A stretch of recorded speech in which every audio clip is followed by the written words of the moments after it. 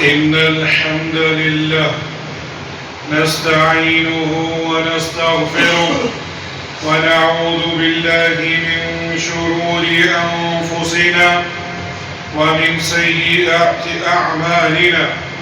من يهد الله فلا مضل له ومن يضلل فلا هادي له. وأشهد أن لا إله إلا الله وحده لا شريك له وأشهد أن محمدًا عبده ورسوله. يا أيها الذين آمنوا اتقوا الله حق تقاته ولا تموتن إلا وأنتم مسلمون. يا أيها الناس اتقوا ربكم الذي خلقكم من نفس واحدة وخلق منها زوجها وبث منهما رجالا كثيرا ونساء.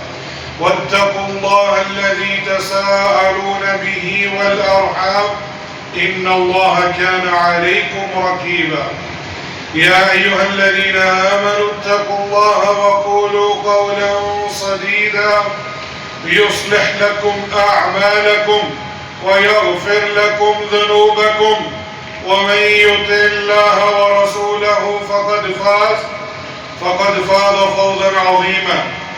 أما بعد، إن أصدق الحديث كتاب الله وأحسن الهدي هدي محمد صلى الله عليه وسلم وشر الأمور محدثاتها وكل محدثة بدعة وكل بدعة ضلالة وكل دلالة في النار.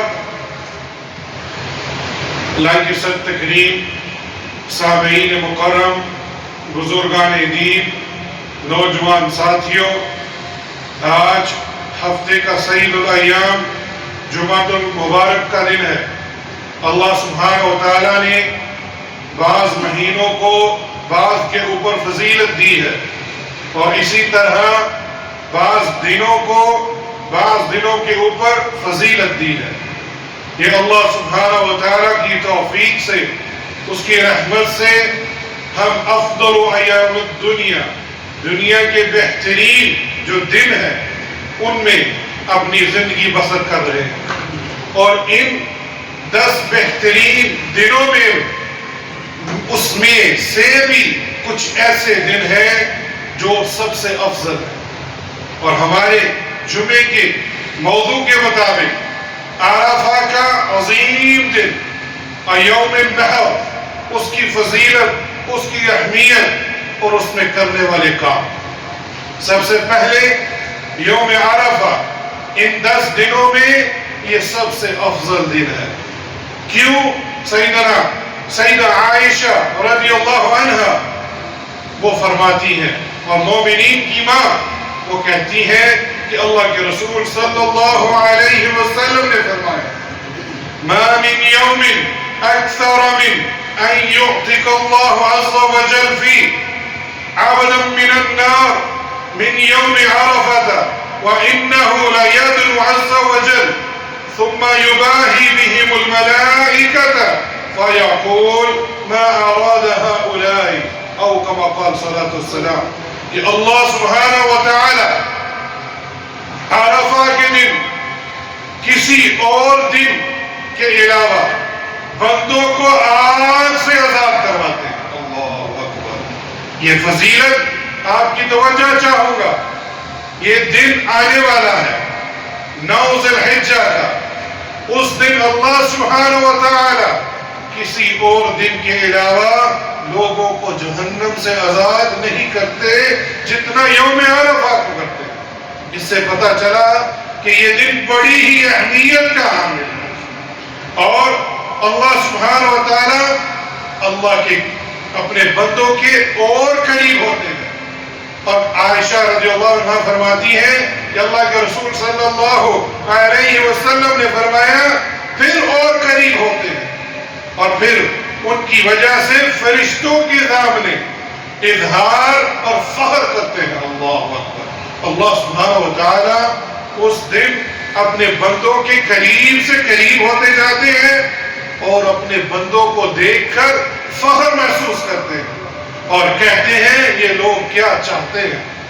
اس حدیث کی مزید وضاحت مصنف عبد الرزاق کے اندر موجود ہے، اور عبداللہ ابن عمر رضی اللہ عنہما اس حدیث کے راوی ہیں، اور اس حدیث کا صحیح معنی اور مفہوم اس حدیث سے ہمیں علم حاصل ہوتا ہے کہ اللہ سبحانہ و تعالی قریب سے کیا مراد ہے کہ دنیا السماء کے پاس آتے ہیں۔ اللہ اکبر، کیسے آتے ہیں ہمیں اس کا علم نہیں ہے، لیکن اللہ سبحانہ و تعالی آسمان دنیا میں تشریف لاتے ہیں، اور ساتھ ان کے فرشتے بھی تشریف لاتے ہیں، اور کہتے ہیں اللہ سبحانہ و تعالی میرے یہ بندے اور بکھرے ہوئے بال، گرد و عبور اور پسینے میں شرابور آئے ہیں، میری رحمت کی امیدوار ہیں اور عذاب سے خوف زدہ۔ اسے پتہ چلا یہ امید اور ڈر یہ دل کی عبادت ہے، یہ دل کے اندر اللہ کا خوف ہوتا ہے تاکہ ہم عذاب سے بچ سکیں، اور اگر گناہ ہو جائے اور ہم یقیناً گنہگار ہیں، اس کی رحمت کی جو امید ہے وہ صرف اور صرف اللہ سے ہو۔ اور پھر اللہ سبحانہ و تعالیٰ خود ہی فرماتے ہیں انہوں نے تو مجھے دیکھا نہیں لیکن پھر بھی میرے پاس تشریف لائے ہیں، اور اللہ سبحانہ و تعالیٰ اس فخر کے ساتھ فرشتوں سے کہتا ہے گواہ رہنا میں نے ان سب کو معاف کر دیا ہے۔ یہ اپنے گھر بار، اہل و عیال، کاروبار کسی مقصد کے لیے نہیں آئے، وہ سب کو چھوڑ کر اپنے مال وقت کو خرچ کر کے، سفر کی صعوبتیں برداشت کر کے، مشقتیں برداشت کر کے آئے ہیں، اور میری بخشش اور رضامندی قرب اور لقاء کے سوا ان کا کوئی اور مقصد نہیں ہے، صرف مجھے راضی کرنے اور اپنے گناہوں کی معافی کے طلبگار ہیں تاکہ میرا یہ قرب حاصل کر سکے۔ یہ تحفۃ المسلم شرح صحیح مسلم کے اندر یہ حدیث موجود ہے۔ اس سے پتہ چلا یہ بڑا اہمیت کا دن ہے۔ اب اپنے ناقص علم کے مطابق ایک طالب علم ہونے کے ناطے میں نے اس دن کی کچھ ترتیب بنائی ہے۔ میں چاہوں گا میں اور آپ اس عظیم دن کو اس اگر ترتیب سے گزاریں گے جو ہم نے علماء کرام راسخون فی العلم سے حاصل کیا ہے تو یہ ہمارا دن رائگاں نہیں جائے گا۔ یوم عرفہ 9 ذی الحجہ کو مکمل عبادت کا دن بنائیے۔ کیا کرنا ہے؟ سب سے پہلے توجہ چاہوں گا، فجر سے پہلے جلد بیدار ہونا ہے، اور یہ تبھی ممکن ہوگا جب ہم جلدی رات کو سوئیں گے۔ تہجد ادا کرنی ہے، خوب توبہ استغفار کرنا ہے۔ یہ وہ وقت ہے جب اللہ سبحانہ و تعالیٰ آخری پہر جو تیسرا پہر ہے تشریف لاتے ہیں آسمان دنیا پر، اور کہتے ہیں میرے بندے مانگو مجھ سے میں دوں گا۔ اور یہ دن عظیم دن ہے اور ہمیں اللہ ہی سے تو مانگنا ہے۔ پھر خوب استغفار کیجئے، گڑ گڑائیے، دعائیں کیجئے، سحری کیجئے، کیونکہ اس دن روزہ بھی رکھنا ہے۔ 9 ذی الحج کے روزے کے حوالے سے جو ہمارے پاس تفصیل ہے حدیث سے کہ اس دن روزہ رکھنے سے 1 سال پچھلے اور 1 سال آگے گناہوں کو معاف فرما دیتا ہے، 2 سال کے گناہوں کو اللہ سبحانہ و تعالیٰ معاف فرماتا ہے۔ اور یہ ترتیب غیر حاجیوں کے لیے ہے، ہم جا تو نہیں سکے لیکن اس عظیم دن کو ضائع نہیں ہونے دیں گے۔ اللہ سبحانہ و تعالیٰ سے خصوصی دعائیں کیجئے، سحری کیجئے۔ سحری کرنے والوں کے بارے میں آتا ہے کہ ملائکہ ان کے بارے میں دعائیں کرتے ہیں۔ پھر فجر کی نماز با جماعت ادا کیجئے، کوشش کریں پہلی صف میں ہو، نماز کے بعد اپنی ہی جگہ پر بیٹھے رہیں۔ کب تک؟ طلوع آفتاب تک۔ اللہ اکبر۔ صحیح مسلم کے اندر یہ حدیث موجود ہے کہ اللہ کے رسول صلی اللہ علیہ وسلم ہر روز، یہ صرف 9 ذی الحج نہیں، ہر روز فجر کی نماز کے بعد وہیں بیٹھے رہتے جب تک سورج طلوع نہ ہو جائے، اور یہ سنت مہجورہ بن چکی ہے۔ لوگوں نے اس سنت کو چھوڑ دیا ہے. لیکن 9 ذو الحج کو گزارش کروں گا میں اپنے آپ سے بھی اور آپ سے بھی کہ فجر کی نماز کے بعد وہیں بیٹھے رہیں, قرآن مجید کی تلاوت کیجئے, صبح کے اذکار پڑھیے, استغفار کیجئے, آپ صلی اللہ علیہ وسلم پر کثرت سے درود بھیجئے, سبحان اللہ والحمدللہ ولا الہ الا اللہ واللہ اکبر کا ذکر کیجئے, اور طلوع آفتاب کے بعد سورج کے نکلنے کے تقریباً 10-15 منٹ بعد 2 رکعت ادا کر لیجئے. کیا ملے گا؟ میں اور آپ حج کرنے نہیں جا سکے, لیکن اللہ کی رحمت بڑی وسیع ہے. اللہ سبحانہ وتعالی نے فرمایا ہے آپ صلی اللہ علیہ وسلم کی آپ کی زبان مبارک سے, آپ صادق اور امین ہیں, فرماتے ہیں کہ جو شخص فجر کی نماز پڑھے اور وہیں بیٹھا رہے, سورج طلوع ہو جائے اور طلوع ہونے کے 10-15 منٹ بعد 2 رکعت ادا پڑھ لے, اس کو حج اور عمرے کا مکمل ثواب ملتا ہے. اللہ اکبر. میں دعوے سے کہتا ہوں جو حجاج کرام وہاں گئے ہیں, جب وہ واپس آئیں گے اللہ ان کا یہ حج مبرور بنائے. وہ یہ دعویٰ نہیں کر سکتے کہ یہ میرا حج مکمل ہوا ہے, وہ کہیں گے کوئی نہ کوئی کمی بیشی رہ گئی ہے. لیکن یہ سنن ترمذی کی حدیث صحیح سند کے ساتھ تامہ 3 بار آپ صلی اللہ علیہ وسلم نے فرمایا مکمل حج اور عمرے کا ثواب ہے. اس کو ہم کیوں ضائع کریں؟ بلکہ میں یہ کہوں گا ان 10 ایام میں ہمیں سورج نکلنے تک بیٹھے رہنا چاہیے اور اس سنت کو بعد میں بھی زندہ رکھنا چاہیے. اس کے بعد جب آپ اشراق پڑھ جائیں گھر چلے جائیے, آرام کیجئے, پھر اٹھ کر قرآن کی تلاوت کیجئے, اللہ کا ذکر کرتے رہیں, دعائیں کرتے رہیں, آپ صلی اللہ علیہ وسلم پر کثرت سے درود بھیجیں. پھر ظہر کی نماز کے لیے آئیے, با جماعت آئیے, اس وقت نماز پڑھیے, پہلی صف میں پڑھیے, اور پھر تکبیرات کو بلند کیجئے, اللہ اکبر لا الہ الا اللہ واللہ اکبر وللہ الحمد. پھر دوپہر کا وقت سے لے کر عصر کے وقت تک پھر قرآن کریم کی تلاوت کیجئے, استغفار کیجئے, ذکر اور اذکار کیجئے, اور خاموشی اختیار کریں. خاموشی سے مراد فضول اور لغو باتوں سے پرہیز کیجئے, سوشل میڈیا سے منقطع ہو جائیے, اللہ کی یاد میں لگ جائیے. یہ وقت بڑے ہی قیمتی ہیں. پھر عصر کی نماز کے وقت آئیے, پھر باجماعت عصر کی نماز ادا کیجئے. کوشش کریں پہلی صف میں نماز پڑھیں. پہلی اور دوسری صف کے لوگوں کے بارے میں آتا ہے صحیح حدیث میں کہ ملائکہ پہلی اور دوسری صف والوں کے لیے دعائیں کرتے ہیں مغفرت کی اور رحمت کی. پھر عصر سے لے کر مغرب تک یہ بڑا ہی سنہری موقع ہے. یوم عرفہ کے دن یہ وقت عظیم دن ہے. وہاں دعائیں کیجئے, وضو کیجئے, قبلہ رخ ہو کر بیٹھ جائیے, اپنے ہاتھوں کو اٹھائیے, اللہ کے سامنے گڑ گڑائیے, عاجزی کے ساتھ بار بار توبہ کیجئے, اللہ سے دعائیں کریں مغفرت کی, جنت الفردوس کی, جہنم سے پناہ کی, والدین کی دعاؤں کے لیے, رزق اور برکت کے لیے, ایمان بالخاتمہ کے لیے. انما الاعمال بخواتیم, عملوں کا دار و مدار خاتمے پر ہے. یہ کثرت سے دعا کرے ہمارا خاتمہ بالایمان ہو.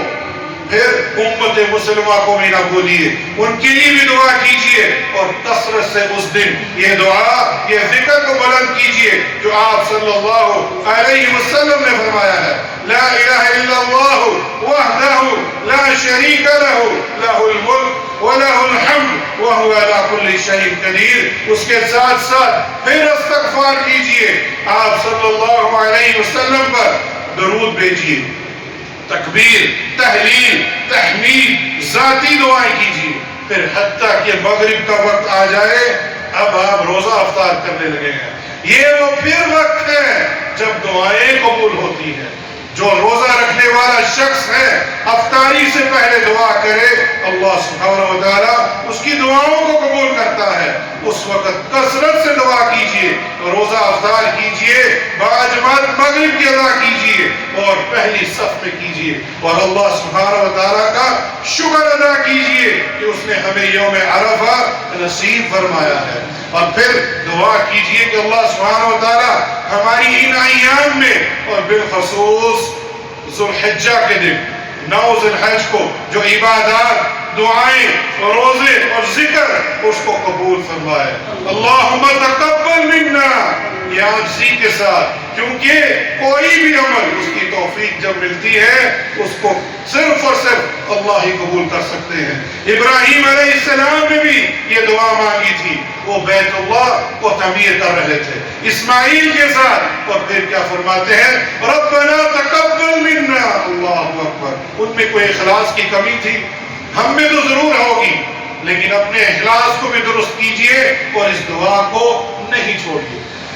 یہ وہ دن ہے جو میں نے ترتیب دیا ہے، اللہ سبحانہ وتعالیٰ مجھے اور آپ کو اس پر عمل کرنے کی توفیق عطا فرمائے۔ پھر اگلا دن یوم النحر، اس کی فضیلت کے حوالے سے سیدنا عبداللہ بن قرۃ رضی اللہ عنہ سے یہ حدیث پر بھی ہے کہ اللہ کے رسول صلی اللہ علیہ وسلم نے فرمایا اعظم الایام عند اللہ یوم النحر ثم یوم القر۔ مسند احمد کے اندر یہ حدیث موجود ہے اور یہ صحیح سند کے ساتھ آئی ہے۔ شعیب الارناؤط یہ محدث تھے، انہوں نے اس کی سند کو صحیح قرار دیا ہے کہ اللہ تبارک و تعالی، اللہ سبحانہ و تعالیٰ کے ہاں سب سے بڑھ کر عظمت والا دن یوم النحر ہے، یعنی 10 ذو الحجہ، جس دن عید الاضحیٰ ہے اور جانور کو قربان کیا جاتا ہے۔ ثم یوم القر، اور اس کے بعد یوم القر۔ یوم القر کی وضاحت ایک دوسری روایت سے معلوم کی جا سکتی ہے، اور اسے امام ابن خزیمہ رحمہ اللہ نے اپنی کتاب میں لے کر آئے ہیں، اور یہ بھی حدیث سیدنا عبداللہ ابن قرۃ رضی اللہ عنہ سے مروی ہے کہ اللہ کے رسول صلی اللہ علیہ وسلم نے فرمایا اعظم الایام عند اللہ یوم النحر ثم یوم القر۔ اور ابو بکر یوم القرن یعنی یوم الثانی من یوم النحر، او کما قال صلی اللہ علیہ وسلم کہ اللہ سبحانہ و تعالیٰ کے ہاں سب سے بڑھ کر عظمت والا دن یوم النحر 10 ذو الحجہ ہے، اور اس کے بعد یوم القرن۔ اور ابو بکر صدیق رضی اللہ عنہ فرماتے ہیں کہ یوم القرن سے مراد یوم النحر کے بعد والا دن یعنی 11 ذو الحجہ، اور یہ حدیث صحیح ابن خزیمہ میں صحیح سند کے ساتھ موجود ہے۔ اس سے معلوم ہوا کہ پہلے دن قربانی کرنا وہ سب سے افضل ہے، لیکن اس کے بعد ایام التشریق جس کو یوم القرن 11 کو اور 12 اور 13 کو بھی قربانی کرنا یہ اللہ کے ہاں قابل قبول ہے۔ اخلاص، کوئی بھی عبادت اللہ کے ہاں قبول نہیں ہو سکتی جب تک اخلاص نہ ہو، اور دوسرا طریقہ آپ صلی اللہ علیہ وسلم کا ہو قل ان صلاتي ونسكي ومحياي ومماتي لله رب العالمین۔ سورہ الانعام کے اندر اللہ سبحانہ و تعالیٰ اپنے پیارے حبیب کو فرما رہے ہیں قل اے محمد صلی اللہ علیہ وسلم کہہ دیجئے میری نماز، میری قربانی، میری زندگی اور میری موت اللہ ہی کے لیے ہے جو سب جہانوں کا رب ہے۔ اللہ اکبر۔ اس سے پتہ چلا یہ جو جسم ہے یہ ہماری مرضی نہیں چلے گی، یہاں کس کی مرضی چلے گی؟ اللہ سبحانہ و تعالیٰ کی۔ ہماری شکل و صورت، ہمارا بناوٹ، ہمارا پہننا، ہمارا چلنا، بولنا وہ سارا کا سارا آپ صلی اللہ علیہ وسلم کے طریقے کے مطابق ہونا چاہیے، اور ہمارے موضوع کے مطابق یہاں قربانی بھی عبادت ہے۔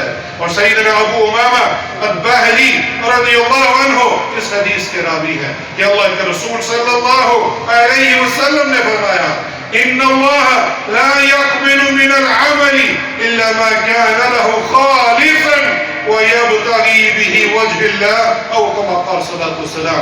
بلا شبہ اللہ سبحانہ و تعالی صرف وہی عمل قبول کرتا ہے جو اخلاص اس میں ہو، اس میں ذرہ برابر بھی ملاوٹ نہ ہو۔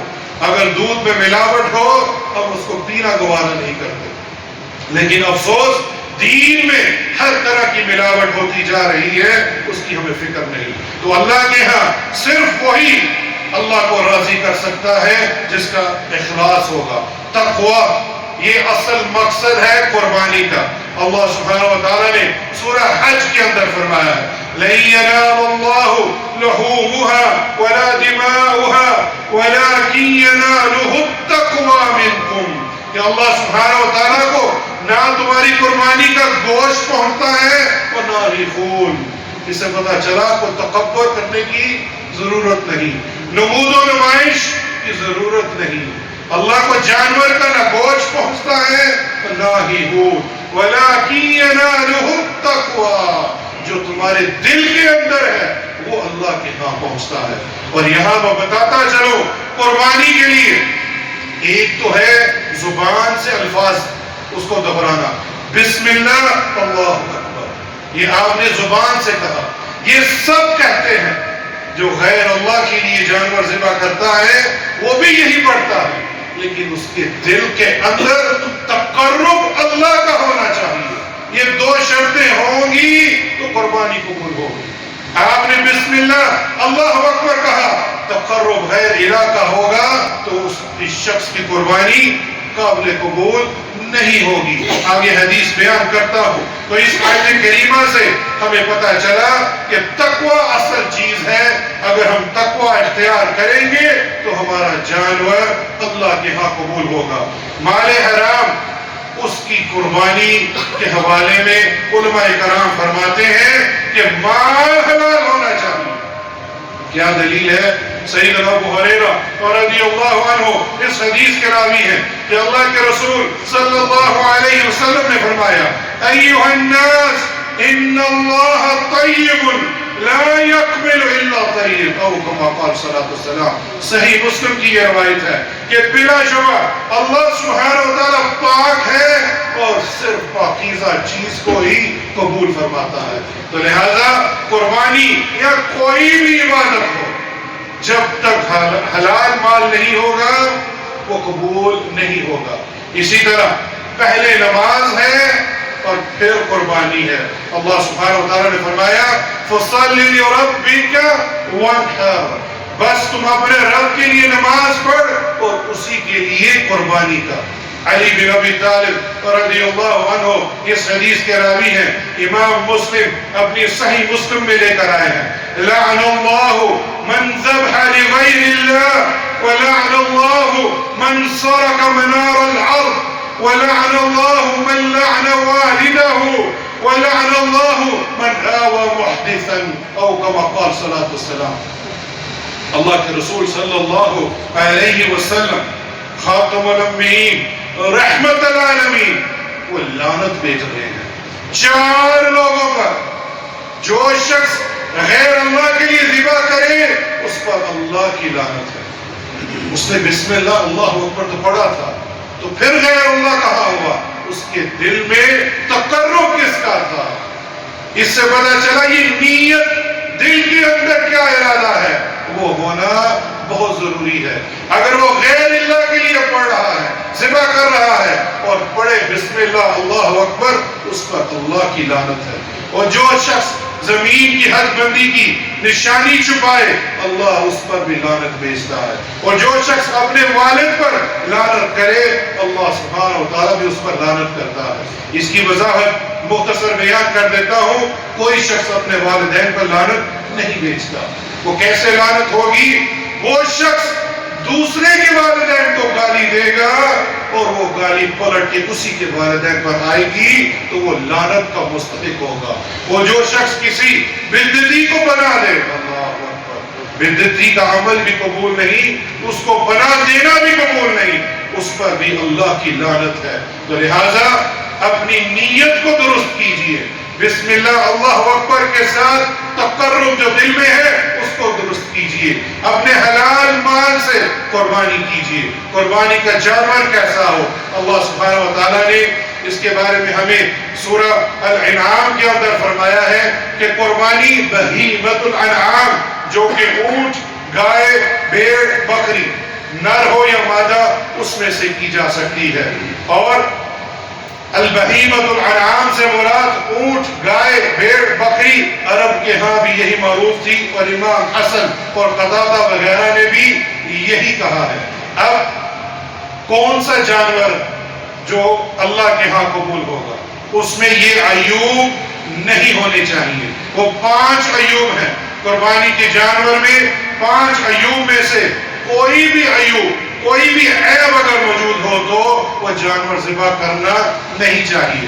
وہ عیب جانور خریدتے وقت ہو یا بعد میں ہو جائے، یا جانور کو گراتے وقت اس میں کوئی عیب آ جائے تو اسے ذبح کرنا اللہ کے ہاں وہ قربانی قبول نہیں ہوگی۔ وہ 5 عیب کیا ہیں؟ اللہ کے رسول صلی اللہ علیہ وسلم نے فرمایا، کان کے حوالے سے، کان نیچے سے کٹا ہوا نہ ہو، اور کان چیرا ہوا نہ ہو، اور کان اس میں سوراخ نہ ہو، اور پھر اس کو کانا نہ ہو اور اس کا کانا پن واضح ہو، اور لنگڑا نہ ہو اور اس کا لنگڑا پن بھی واضح ہو، اور چوتھی وہ بیمار جانور نہ ہو اور اس کی بیماری واضح ہو، اور 5واں لاغرش جانور جس میں کوئی گوشت اور غدہ ہی نہیں، کمزور سا، وہ بھی نہیں ہونا چاہیے۔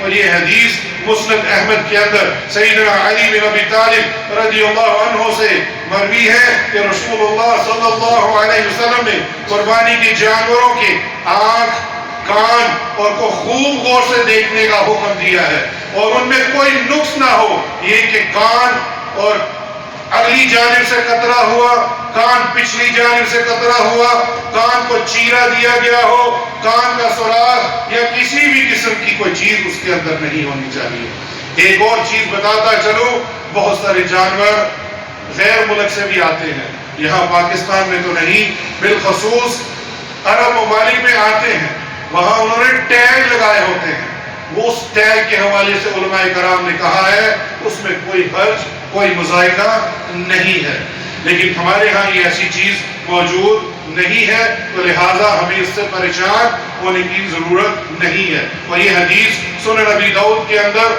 موجود ہے کہ جانور کا جو عیب ہے وہ واضح نہ ہو، اور یہاں اس کی نمود و نمائش ہرگز مت کیجیے۔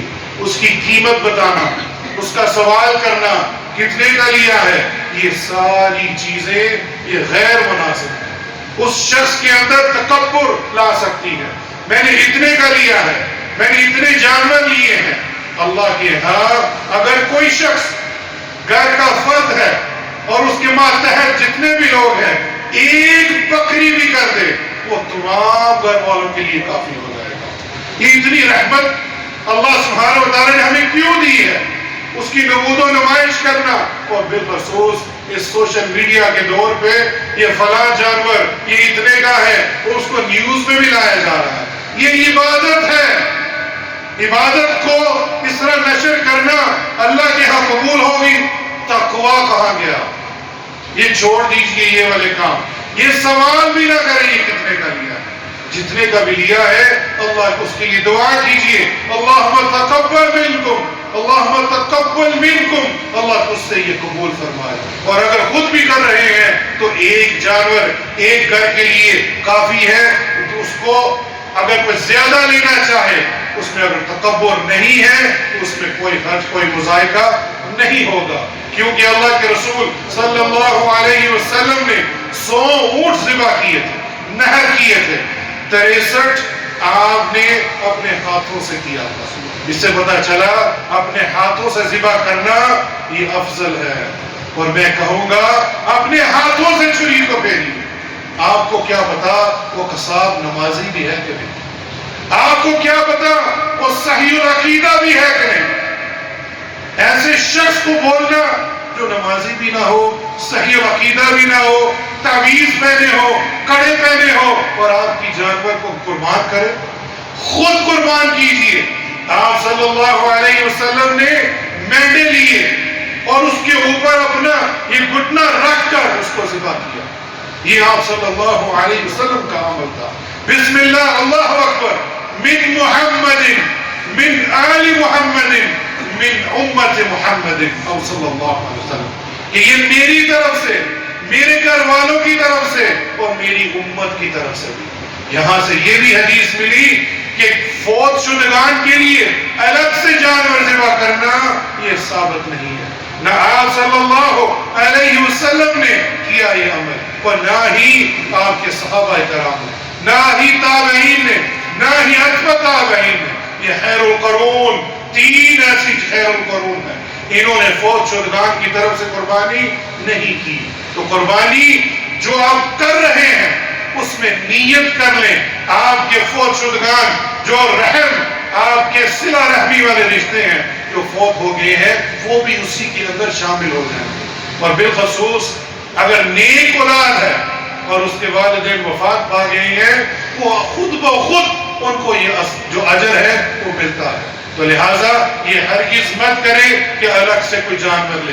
ہاں، دو صورتیں ہیں، وہ وصیت کر کے یہ ہوں کہ میری طرف سے اس سال قربانی کرنا، اور وصیت پر عمل کرنا جائز ہے، یا انہوں نے کوئی نظر مانی ہو کہ میں اللہ کی راہ میں اور اللہ کا تقرب حاصل کرنے کے لیے جانور ذبح کروں گا۔ اور یہاں ایک اور نقطہ، تیسری چیز، بعض لوگ نظر مانتے ہیں میں فلاں داتا دربار پر جانور ذبح کروں گا، یہ جائز نہیں ہے۔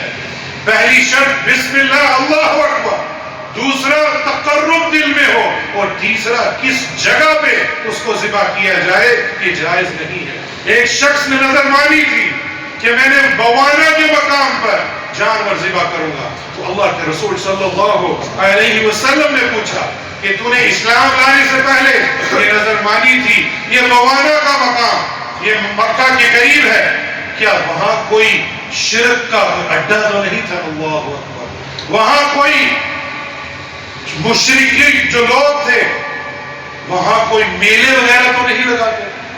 یہ آج ہوتے ہیں، میلے بھی لگتے ہیں، فلاں نشئی کا میلہ، فلاں میلہ، اور وہاں قبر پرستی بھی ہوتی ہے۔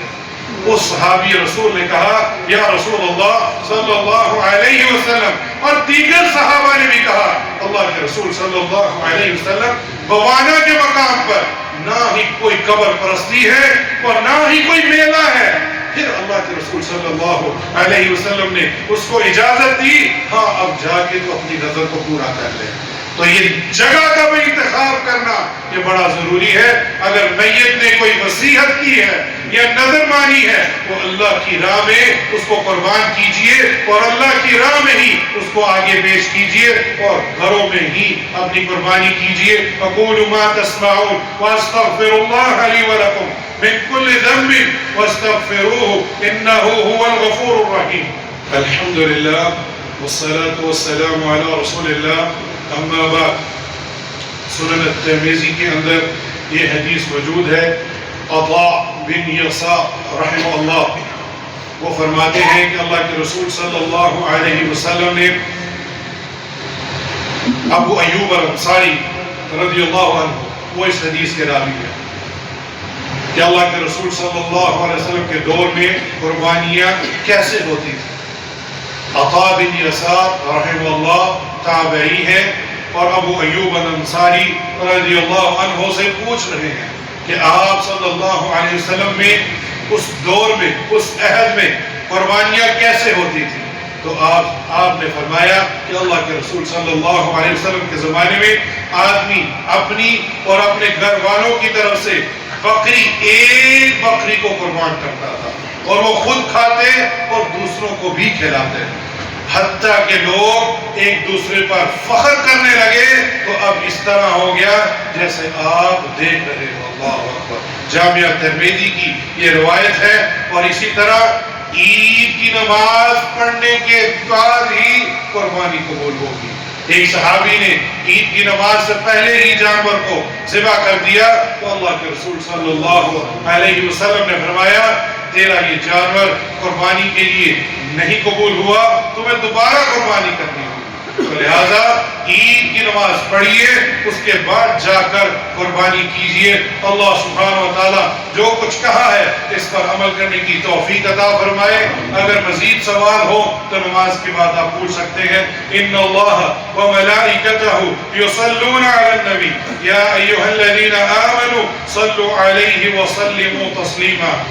اللهم صل على محمد وعلى آل محمد كما صليت على إبراهيم وعلى آل إبراهيم إنك حميد مجيد۔ اللهم بارك على محمد وعلى آل محمد كما باركت على إبراهيم وعلى آل إبراهيم إنك حميد مجيد۔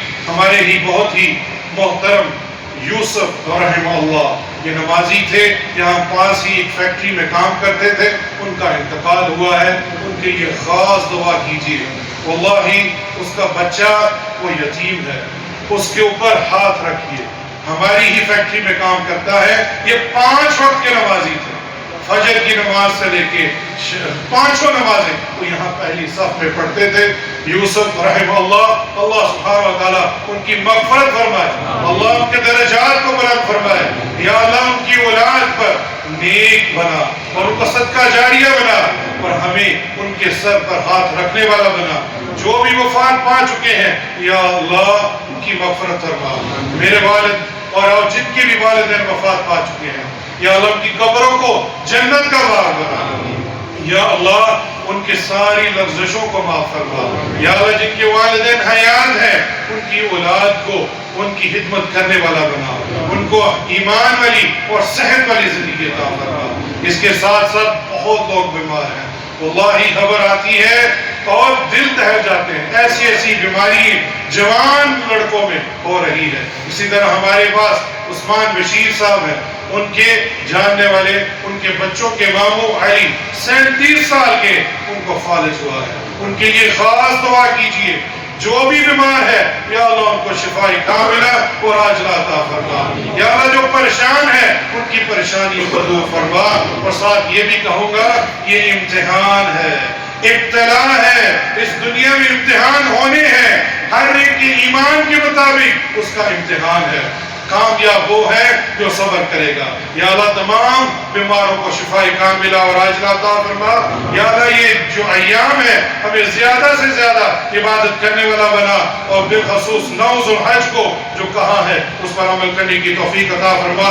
اللہم انی اسألک الہدی والتقی والعفاف والغنی۔ اللہم اغفر لی ذنبی کلہ دقہ وجلہ وأولہ وآخرہ وعلانیتہ وسرہ۔ ربنا آتنا في الدنيا حسنة وفي الآخرة حسنة وقنا عذاب النار۔ ربنا اغفر لي ولوالدي وللمؤمنين يوم يقوم الحساب۔ ربنا تقبل منا إنك أنت السميع العليم وتب علينا إنك أنت التواب الرحيم۔ عباد الله إن الله يأمر بالعدل والإحسان وإيتاء ذي القربى وينهى عن الفحشاء والمنكر والبغي يعظكم لعلكم تذكرون وأقيموا الصلاة۔